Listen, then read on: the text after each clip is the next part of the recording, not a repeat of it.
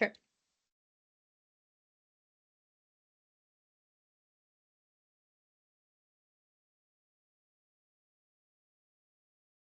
Today's a day I wish we had like a big, big area like the fourth floor of Tampa General and have grand rounds outside. But a gorgeous day. It is a very pretty day outside. But this week has been wonderful. All right. Well, it's 12:01. I'm going to go ahead and introduce our speaker. Welcome to our Roy Benke Department of Internal Medicine Grand Rounds on another Thursday, as we were saying, a beautiful Thursday here in Tampa. And we are really honored to have Dr. Farnaz Tabatabaian speaking at our Grand Rounds today. Dr. Tabatabaian is a graduate of Wright State University in Dayton, where she got her bachelor's and her master's, and almost as a foreshadowing, got her thesis in immunology. That was pretty cool to see. Then she moved on to Akron, to the Northeast Ohio University of Medicine, where she got her medical degree, and then off to the Wexner Medical Center at the Ohio State University, where she did her residency, followed by her fellowship in allergy immunology here at USF. She joined our faculty in 2015 and has quickly moved up the ranks in leadership, becoming our fellowship program director in 2023 and being promoted to associate professor of medicine with absolutely very deserved of that already, with close to 40 publications and presentations that she has made at society meetings. She also runs the extremely popular Allergy and Immunology, the course in Allergy and Immunology Symposium, with the hands-on rhinitis workshop that is so highly attended. She has done a fantastic job in taking the fellowship over from Dr. Glom, who had shepherded the fellowship for many years. And so Dr. Tabatabaian is going to talk about a great topic today. Why am I so itchy? A really great review on general pruritus. So we are delighted to have you, Farnaz, and thank you for doing this. Thanks for having me, and thanks for spending the next hour with me. I'm going to talk to you guys about itch, and just because I think that this is something that has been really challenging for me personally, as I have been gone through this journey of being a clinician at bedside. And also because in the last few years, itch has been something that sort of has been a novelty on how we manage it, but also like immunologically has had a lot of expansion of mechanistic understanding. And because of that, we have quite a bit of different therapeutics that are now available to us and that we can utilize within the subspecialty. But I think this is really important for us as internists and also other specialists, because we see these medications and, immunology transcends every single specialty in internal medicine, and understanding the mechanism by which these medications work, I think is really important as they keep expanding and growing within our field. So I think that as we go through this presentation, I do have some audience response components, and I hope you guys are familiar with it. It's called Slido, and it does require for you guys to use your phone. So if you're in clinic, I apologize, but if you're not, then you can actually QR code through this, and it's just to kind of get your engagement. These are my disclosures, none of which are relevant. The objectives of this talk are to really give you some understanding of the immunopathology of itch, talk about the differential diagnosis of itch with and without rash, and then talk to you guys about some of the management of itch and understanding some of the new therapeutics that are being utilized. So what is itch? Itch is, it was described by a German guy, and it's really the other term for it. The medical term is pruritus. It can be an unpleasant sensation that provokes a desire to scratch, but it can actually also be pleasant. Initially, the unpleasant sensation was associated as to be a spectrum of pain. And for the longest time, it was associated as to be like a component of pain. But then in 2007, this gentleman, Dr. Chen in Washington University, discovered that itch is actually its own entity, and it's a cluster of nerves that transmit on all alone, and it's a complete mechanism by which it is mediated in the nerve system and is centrally in the brain, and it's incredibly complicated. And if you look, this is just one of the ways that you can see the different aspects by which the different areas of your brain are stimulated. And it's not just the sensation of it being uncomfortable, but it's the sensation of it being rewarding as well. And this is a study that was done in 2013 that they looked at 14 healthy adults, and they did fMRIs on these individuals, and they actually looked at areas by which you have lighting of areas of your brain where you have, uh, release of serotonin in response to pleasurable itch. And so, all of us at some point in time, when you scratch, you get the sensation that is a relief and it feels good. And if you even look at animals, like if you go to I take my kids on the weekend to Lowry Park Zoo and I see like the little orangutans and they're all like scratching each other. And so it does have a component where you have an actual pleasurability with itch. And so, active itch actually has more areas of your brain that's associated with pleasure than passive itch does. But then that seesaw can become unbalanced and it can become uncomfortable, and it can become a point where it actually becomes problematic. And that's when, it becomes a disease, and that's when we kind of encounter it. And so it actually is pretty prevalent. It's a symptom that we see in general population. African Americans are a more increased risk of having chronic itch, and it's associated with associated with comorbidities. It has been associated with 7 million ambulatory visits annually in the United States. When you look at it worldwide, it is one of the 50 most prevalent conditions. And as far as when we talk about its chronicity, if it's present greater than 6 weeks, then it's considered to be chronic. And it can be totally something that impacts quality of life. And if anybody on this call has had themselves or anybody or patients that have been dealing with any sort of itch, it really can impact individuals' life and quality of life. And in particular, it can impact their sleep, their ability to function, their ability to go to work, and it really is altering. And this can also be seen in particular in the elderly. So when we talk about clinical presentation, the way I really like to break this down for myself in my head is this itch with a rash or without a rash. And I think that, when I think about an itch, when I think about it with a rash or without a rash, that really kind of really breaks it down in my head. Is this, a dermatological component, or is it not a dermatological component? So if it's without a rash, or does not have initially a primary skin eruption or lesion, then you have to think about possible systemic components. And when you think about this as a systemic component without a rash, then you have to think about, is this associated with secondary causes? When you really have to really think of this patient as a whole. Does this patient have potential kidney components, renal disease? Do they have hepatobiliary disease? Do they have thyroid disease? Should I be thinking about, malignancies? Does this patient who sits in front of me have they gone through all of their associated screenings for malignancies? Do they have like potential like nighttime symptoms? Does it wake them up from their sleep? and the characteristics of that itch becomes really pertinent. And you really have to think about, possible like solid organs, autoimmunities.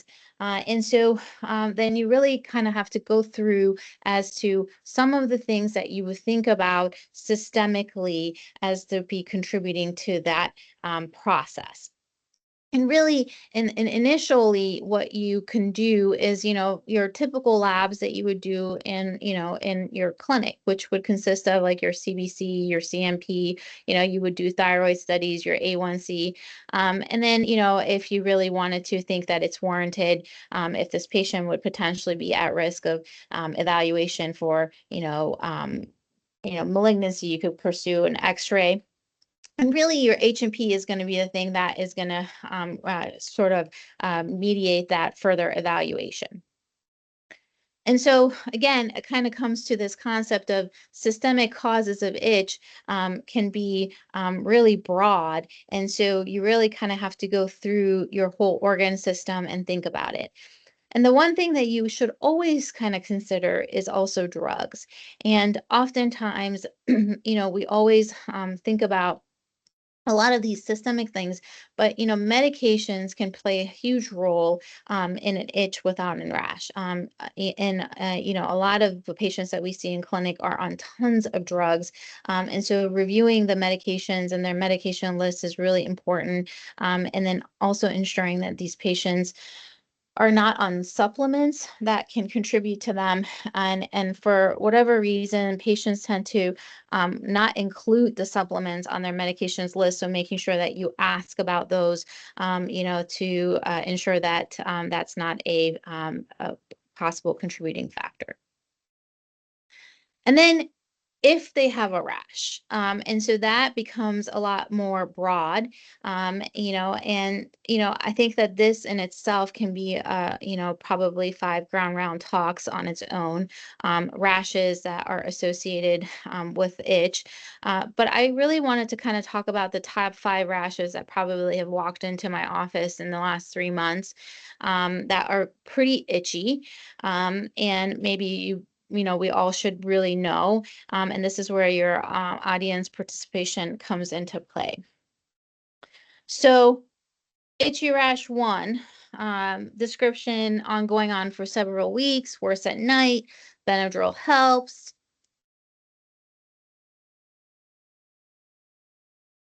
This is where we use our QR code and our audience can type in their differential.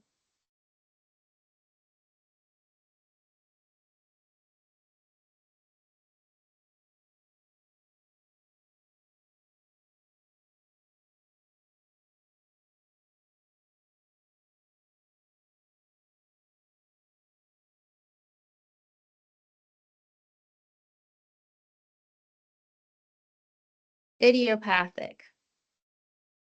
Idiopathic urticaria. Okay. Urticaria.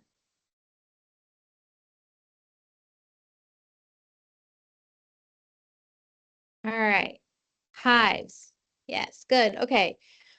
So yes, so looking back at this rash, if you look at there's wheals on that first picture, and and typically the clinical presentation that you would get, this patient has wheals.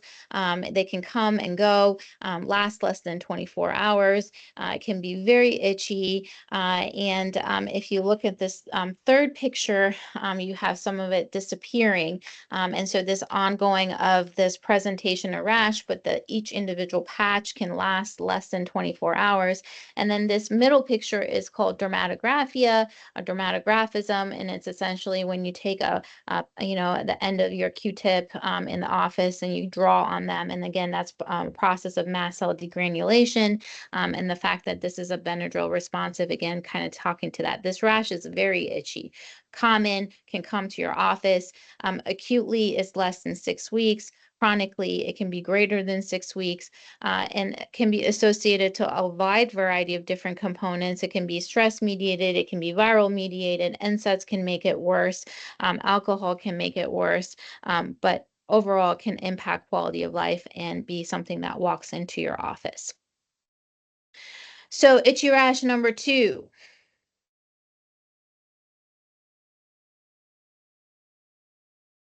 want to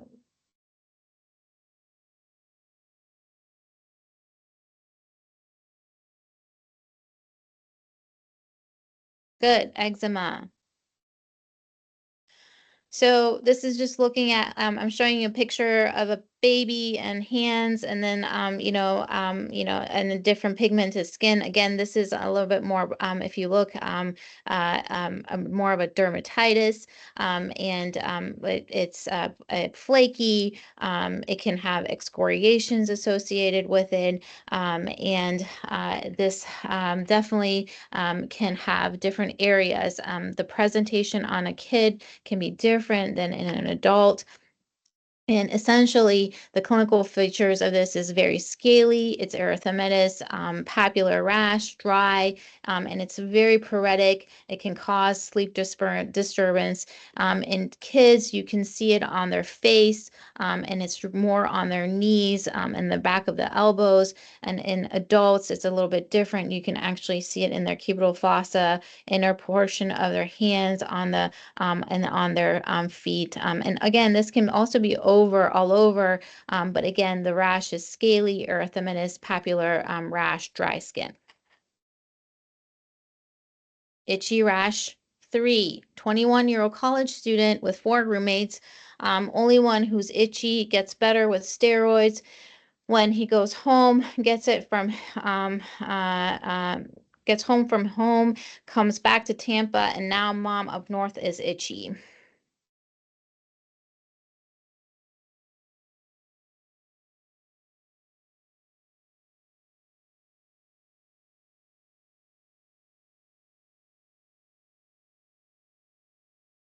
Right. So scabies. Again, you see these like burrows, which are like underneath the skin, and you can see it within the interdigits. This is one that can be missed. And I have to tell you, I have missed this in my clinic before.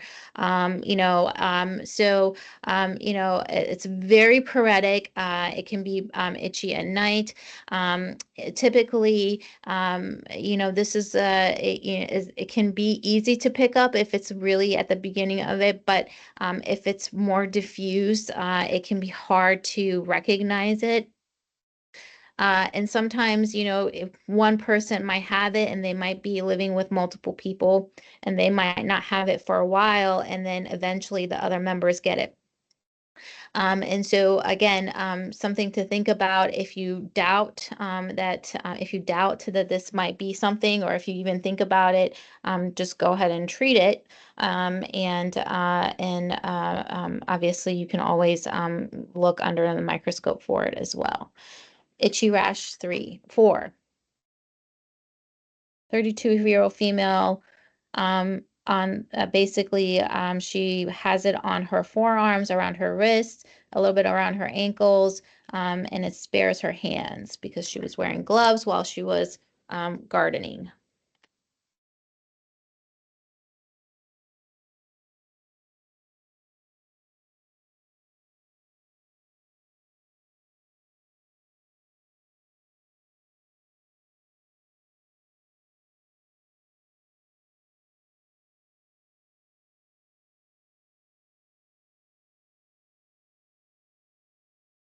Good.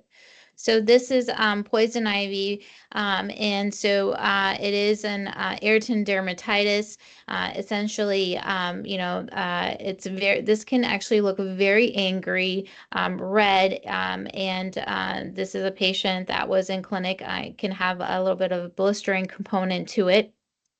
Just takes time to get better, super itchy, and it does have demarcations to it, especially if patients were outside and had longer sleeves, so you can see that it's pretty well demarcated association with it. Itchy rash 5. This is a typical one I get as a consult by Dr. Sharoon from inpatient. A 68-year-old male wants to go on some sort of MAC triple therapy on week 3 of therapy.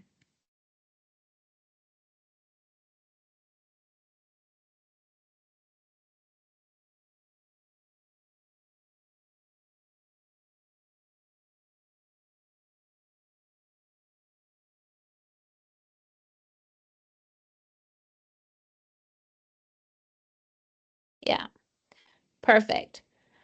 So drug rash. So as you can see, all of these that we've talked about, and this was a really rapid review of just kind of like a potpourri of different rashes that you can see. And this is not all inclusive of the different rashes, dermatological rashes that you can see that can be pretty pruritic and can be associated with inflammation of the skin. So itch, again, is incredibly complicated. You can have a dermatological component associated with it, and then you can have a systemic component. And again, just for your understanding, it's important to understand, is this with a rash or is it without a rash? Just kind of breaking it down to that aspect really gets you to the next level of how am I going to work this up. And then if this is with a rash, then it kind of puts you down that pathway of, okay, so now I need to think about some of the things that are associated with a rash. If this is without a rash, maybe now I need to think about the things that are not associated with a rash and sort of go down the systemic pathway. And this kind of breaks it down in a simplistic way for you guys. And again, dermatologically, you treat it appropriately. Oftentimes, you might need to get a biopsy to get a better understanding of it. Systemically, we can do some routine laboratory findings to see if it gives us some sort of you know, uh, way of finding out what this could be. And if all of those things are really not, doesn't point to anything, it might end up being idiopathic or really neurogenic. But we continuously continue evaluating that patient without a rash that has that itch.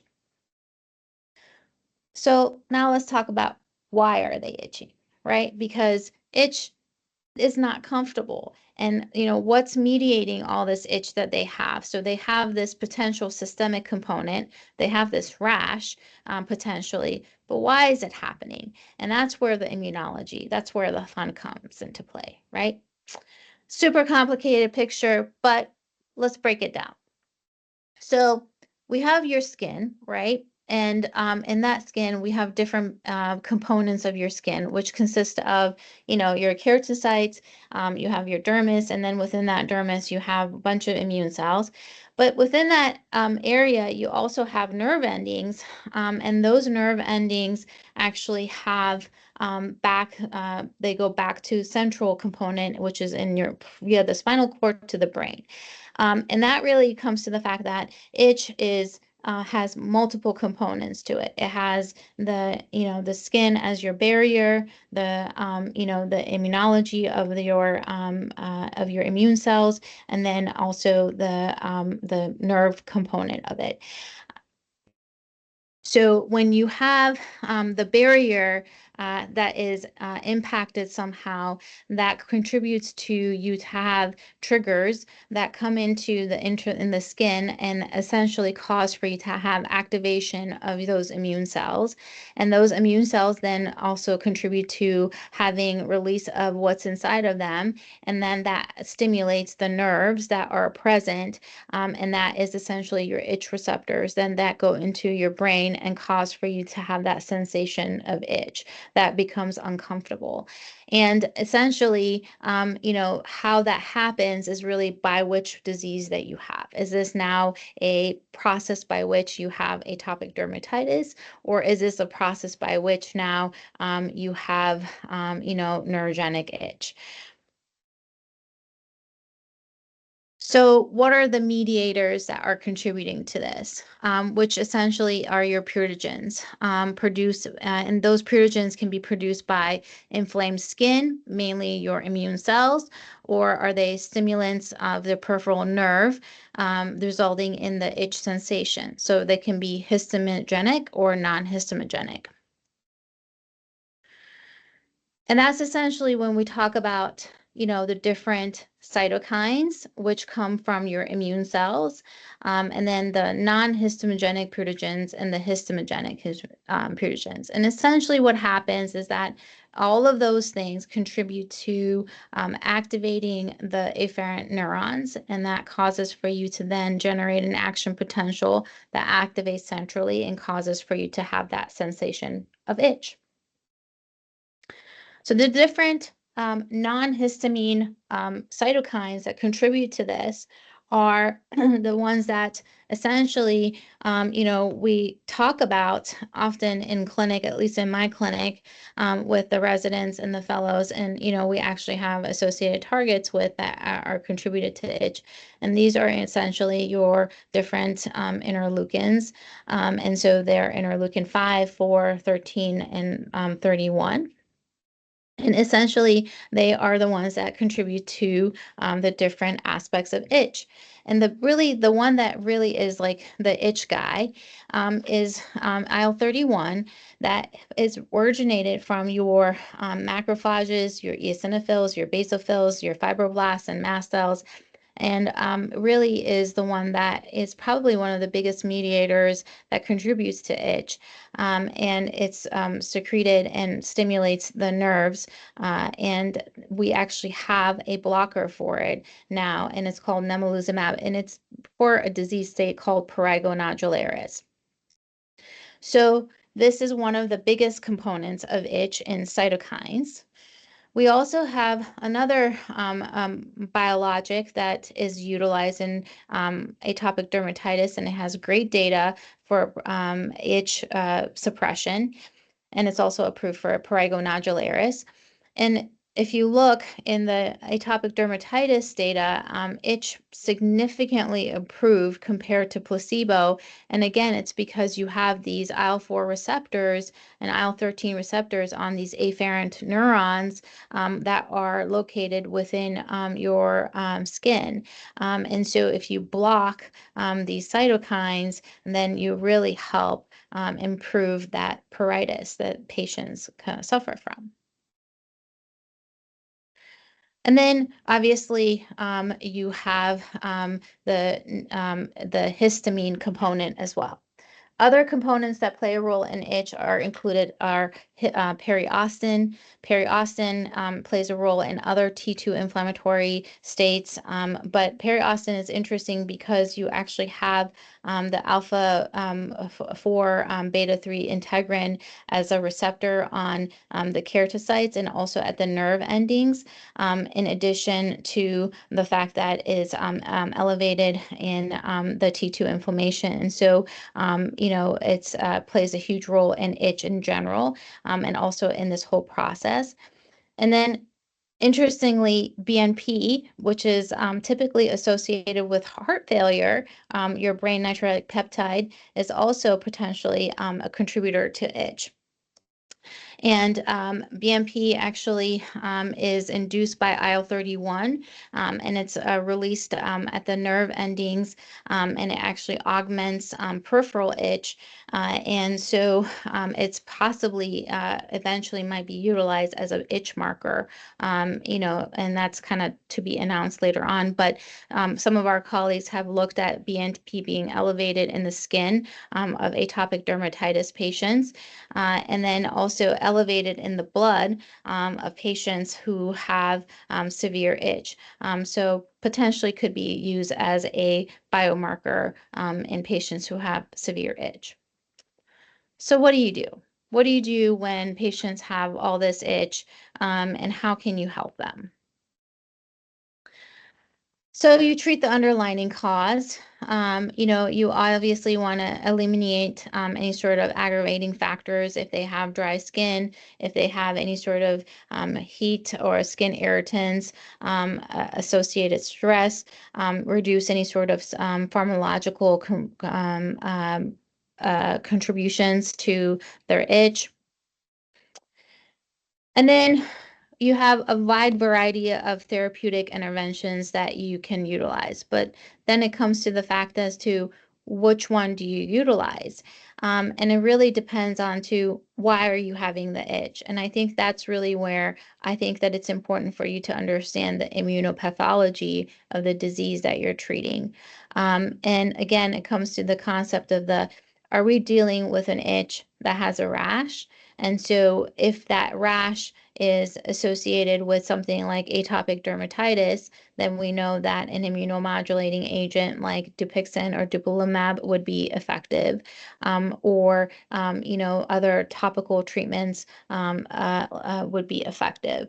Or are we dealing with a itch that is centrally mediated and has association with a nerve type of itch? And so then you have to consider medications like gabapentin or Lyrica or mirtazapine, and that is someone who has an itch without a rash. And so essentially, you really have to consider as to what is the etiology and how can we assess that. And then oftentimes when we consider itch acutely, majority or acute itch is typically histamine mediated. And oftentimes antihistamines do provide the relief that we look to give to patients, but chronic itch becomes a little bit harder, and your other pathways really kick in that we've talked about. So your IL-31 and your IL-4 and IL-13, so your cytokine pathways really kick in, and then so your other proteogenic pathways of substance P also contribute to that itch. So when we talk about the types of itch, we have the inflammatory components, we have the sensory components, and we have the histamine components. And treatment is really defined by as to where we're at and how we're going to measure those components, and how we treat those components is based on the clinical presentation. And then as far as like some of the systemic causes of itch, this is a little bit more, I think, challenging. And, I took this from a dermatological paper, and I don't know, I don't necessarily deal with this as much as I do with some of the other stuff. But if you have like uremic pruritus or cholestatic pruritus or oncogenic pruritus, some of the stuff that have been shown to be helpful are, the therapeutics that are listed. I honestly don't use a lot of topical anesthetics, in general, because I don't find them to be very helpful. The caspacin can be helpful in neuropathic pruritus. And again, it's because you're hitting that receptor that's neurogenic. And then as far as the modulators, the opioid modulators, you do have some receptors that are within the mast cell that actually modulate that pathway as well. So in conclusion, itch is, a very common symptom. It's incredibly complicated, and there are many pathways and many strategies and targets that can be used to treat it. And so really history and the presence of the rash can be helpful to further manage it and evaluate it. Any questions? Thank you. I really like that interactive. That was really cool. So outstanding talk, and really lots of great new therapies that a lot of folks outside of the allergy immunology world may not be aware of.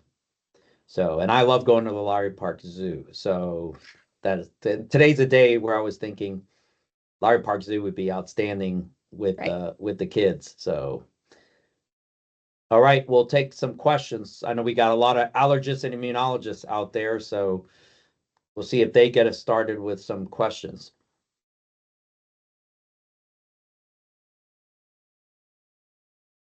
Dr. Ledford has a question in the chat. All right, there we go. I would be disappointed if DL didn't have something. That's my new nickname for him, DL.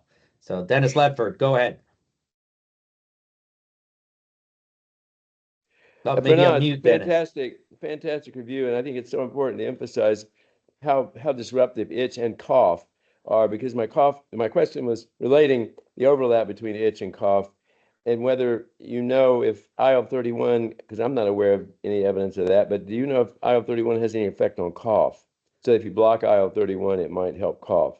Can you comment on that? No, I didn't see any of that in the literature when I was looking at it. in the literature at all. Yeah. But smell, cough, and itch do share some cytokines. So sometimes Yes. things that work for one will work for the other. Yes. So Yes. And a lot of that is because of the fact that, remember, you know, a lot of this is centrally mediated. And there's that whole, you know, this skin neurogenic component, you know, we are understanding that the sensory neurons are playing so much more role in disease than we, you know, gave it emphasis before in the path. and the epithelium. I think the Yes. sensory neuron and the epithelium interaction is Yes. sort of what sets atopic disease apart, because we deal with environmental interface with the immune system, and it's mediated primarily through that. Anyway, Yes. fantastic talk. Thank you. Yes. Thank you. Yeah, a lot of comments on the interactive nature, and folks loved it. So great. Thank you. Anybody else? Allergy, immunology, or otherwise? Dr. Canella? Oh, Dr. Canella, infectious diseases. Go ahead. Awesome talk.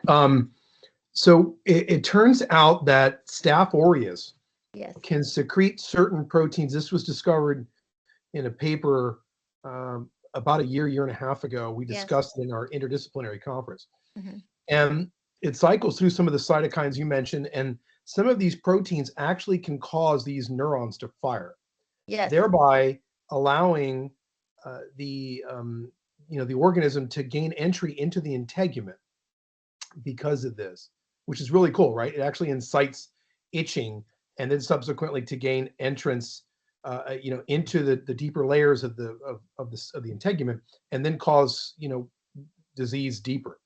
My question to you is this: are there other organisms that mirror this, and is there any new data that we know of as to some of the mechanisms of action of this, besides what you've already mentioned? Yep. So, so I didn't talk about the contribution of microbiome and itch.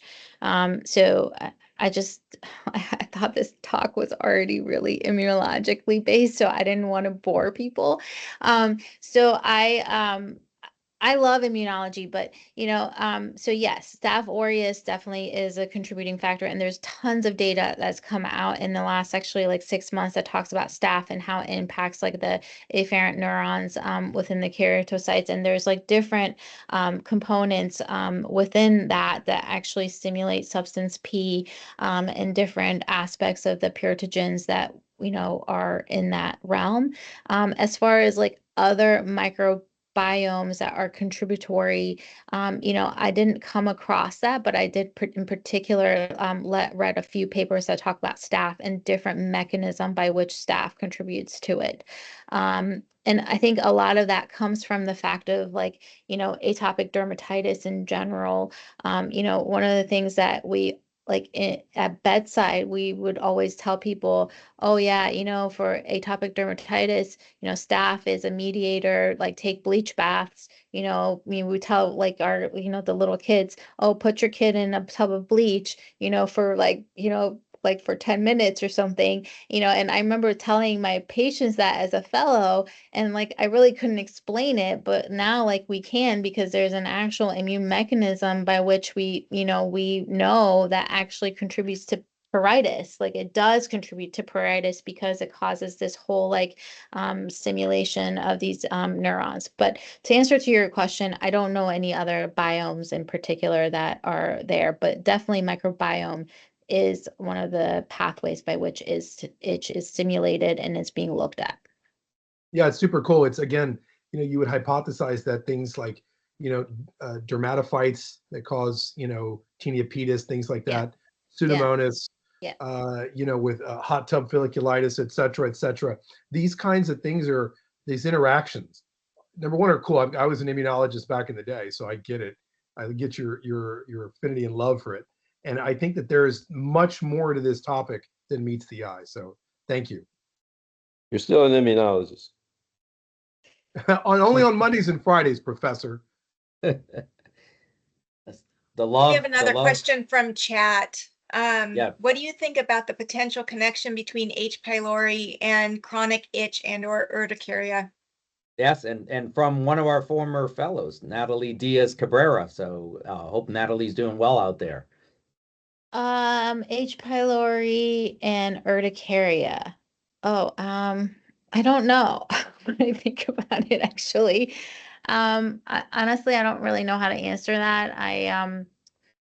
I don't really have a great background or literature to come up with the answer for that. I don't know. Dr. Ledford, do you have any great answers for that? Well, there have been some case reports in small series that she's referencing that have said urticaria improves if you treat H. pylori, and some people chase that by doing testing for it and treat it. But I really don't believe there's any compelling mechanism other than, say, inflammation of the stomach is somehow contributing. But it's a good question, and I don't think currently most people are recommending you search for H. pylori with chronic itch and urticaria, but again, it has been reported.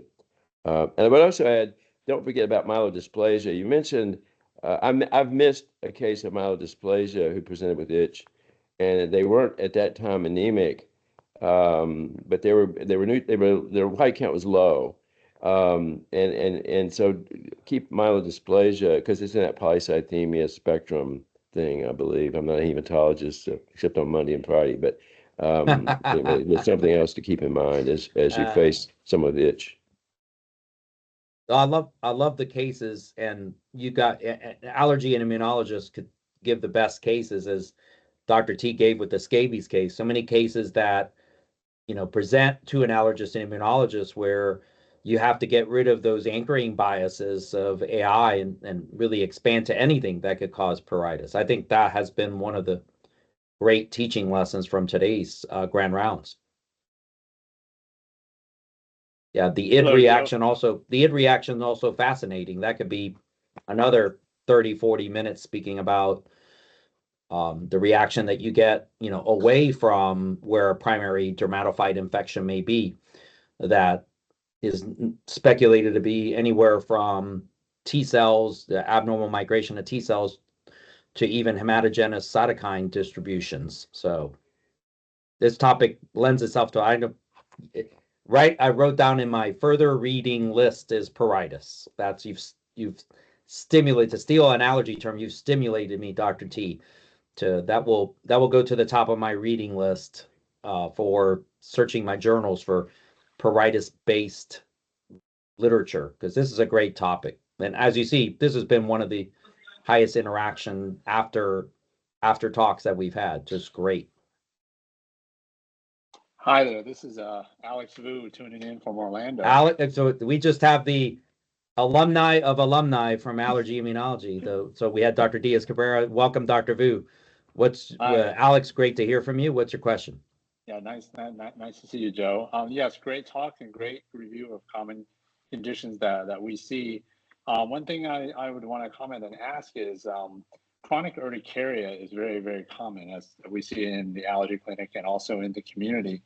If you don't mind, Dr. T, go over some of the first-line therapies that perhaps some of our primary care colleagues can try first and second, perhaps before referring to allergy, because I didn't hear that, since that being such a common condition.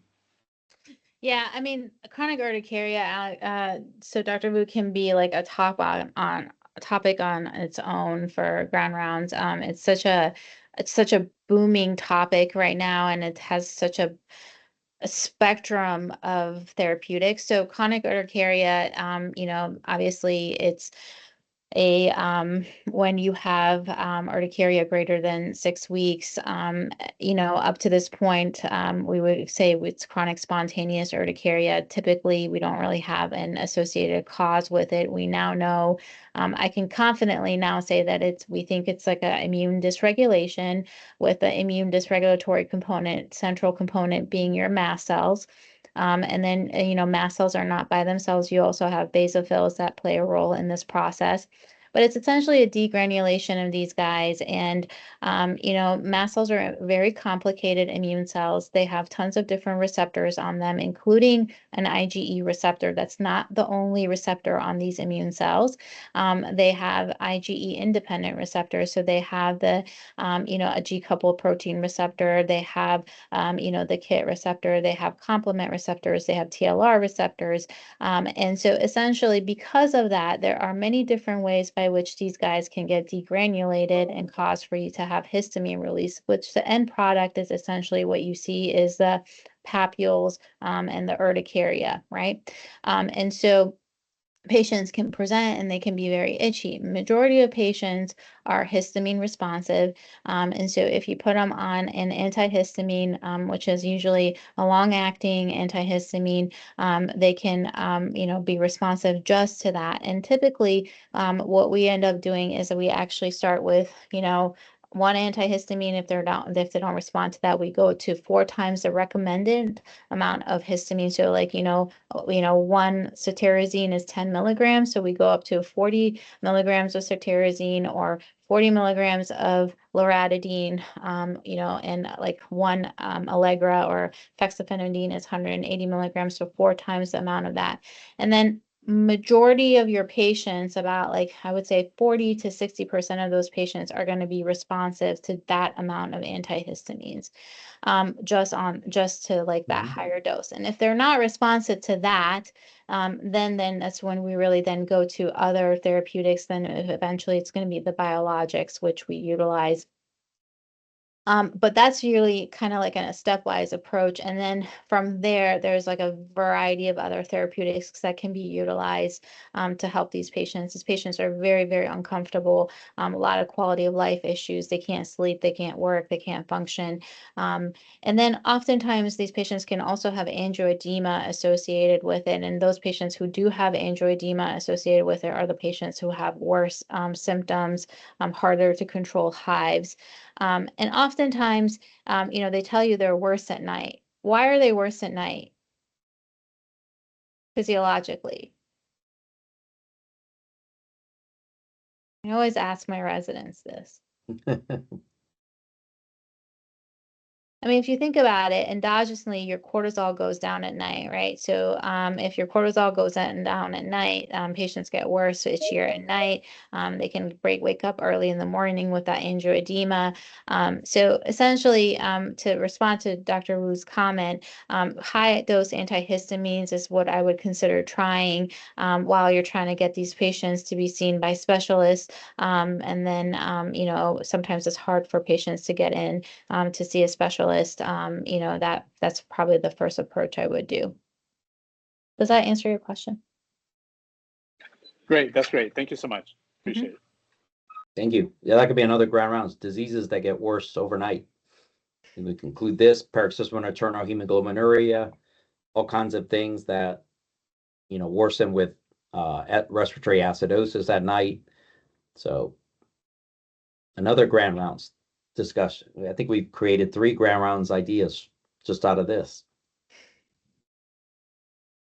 All right, I think, and Dr. Moore-Pardo added for Dr. Canella's multidisciplinary conference for those who'd like to attend. That's in the chat. So thank you, Dr. Moore-Pardo, for doing that.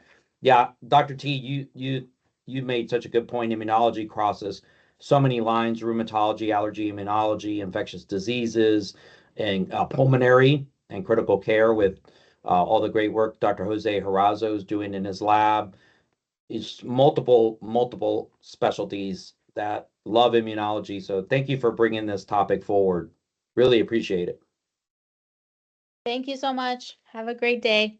Great job, and have a great day, everyone. All right, take care. Bye-bye.